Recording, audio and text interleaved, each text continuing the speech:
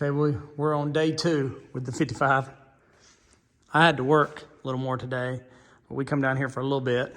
And Daddy was down here a little longer. Assess the damage, which we got 2 doors with it. So there's good news there, which, you know, doors ain't no big deal. The biggest thing is we'll have to do kind of like we did the Nova. We've been cleaning it up some. You know, somebody butchered the tunnel, but they always do, but that's no big deal. The one that's a bummer is right here on the rockers. You can see it's kind of eat up. What it was we cleaned off a lot of fiberglass somebody had put on it. So, be okay. We'll fix that brace and that rocker and then down through there some. And then this side's pretty good. I mean, the rocker still will need to be fixed right there. But then you can see that luckily, you know, grease and oil got on a lot of it and saved the majority like that. So we're just kind of at a point where, what do you do? Do you pull it off the frame? Do you put a new floor pan underneath it? Or they even make, you know, the 2-piece. It just seam down the middle here.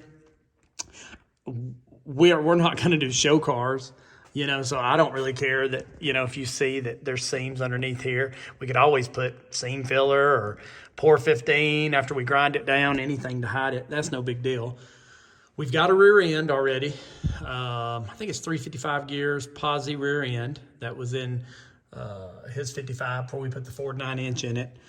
And then we've got, like I said, a 4-speed. We've got a motor. We just got to get some heads. We've got the old steel heads, but they don't have any of the like accessory holes in them.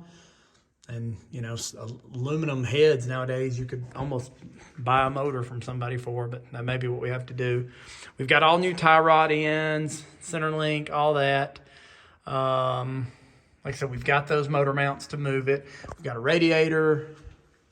Got everything we need for the front. Got a chrome alternator still, probably a couple of them. So there's a lot. I mean, you could also just kind of come underneath here, buy a, where's that bad brace? Buy a brace, cut right here, weld a new one on. I mean, I've seen videos on YouTube, people just piecing it together. It's just, everything's so much money right now is the problem. And in this car, you know, we really don't have any money. I bought that Nova several years ago for like $2,100, I think.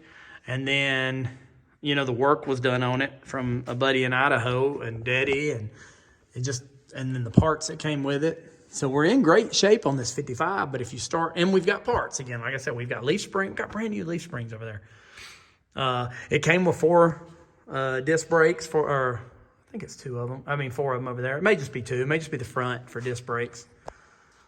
We've got a gas can. We pulled that out. See, it's not bad. Somebody butchered up here, putting in their own shocks right there, but that ain't no issue. We'll put that one that we done on Dad's 55, that plate that goes across there, so you'll never have to worry about it. So there's a lot of positives, and you already saw the above it. And then, like I said, the seats are in decent shape. You could have it recovered. You can drive it the way it is.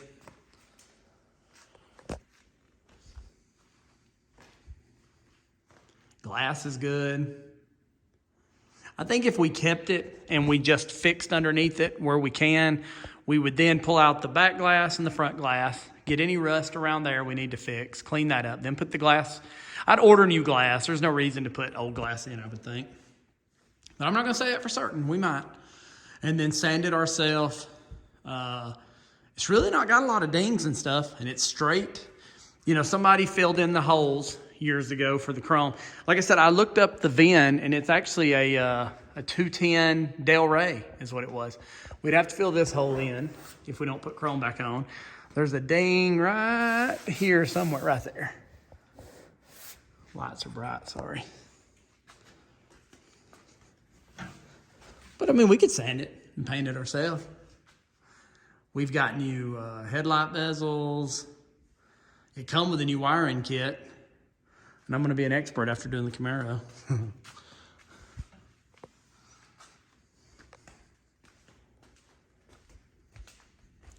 So, you know, there's something to be said about trying to turn it into one of these because it's in such good shape now, but I don't think that's smart in today's world.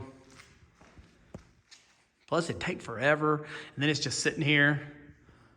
And it's not like we don't have ones just sitting here. But we do have we got a motor for it. We just got to decide if you're going to put the steel heads on it. And then the 700R has been rebuilt down there. And then the transfer case was gone through. So it's ready to be put together. Just with all this time we got. Nova's still looking good, running good. That was a $1,500 3-day paint job. Needs to be wet, sanded, but I can do a video on it. And then there's the Camaro. Still waiting on parts now. I did not have an O-ring, the O-ring kit that comes with the Vintage Air. Unless I lost it somewhere, but I tore everything apart looking for it. But there we go. So that would be day 2 of the 55. And we'll just have to figure out and think about what we want to do. Either way, we got to fix it underneath there some. It's just, do you really go all out? I mean, we got to put new bushings on anyways, so we can jack it up and do some of the work underneath there, because Daddy can weld as good as anyone.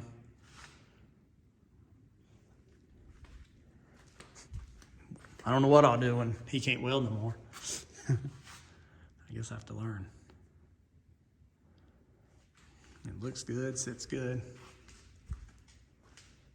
I mean, the car was worth the trade alone because it came with fuzzy dice. I guess like 1970-something fuzzy dice. All right, well, I guess we'll decide what to do here shortly. I'll go get out my Classic Industries book and look and see what everything costs and what to do with it and go from there. Or you could just drive it like this, but Dad didn't want to do it.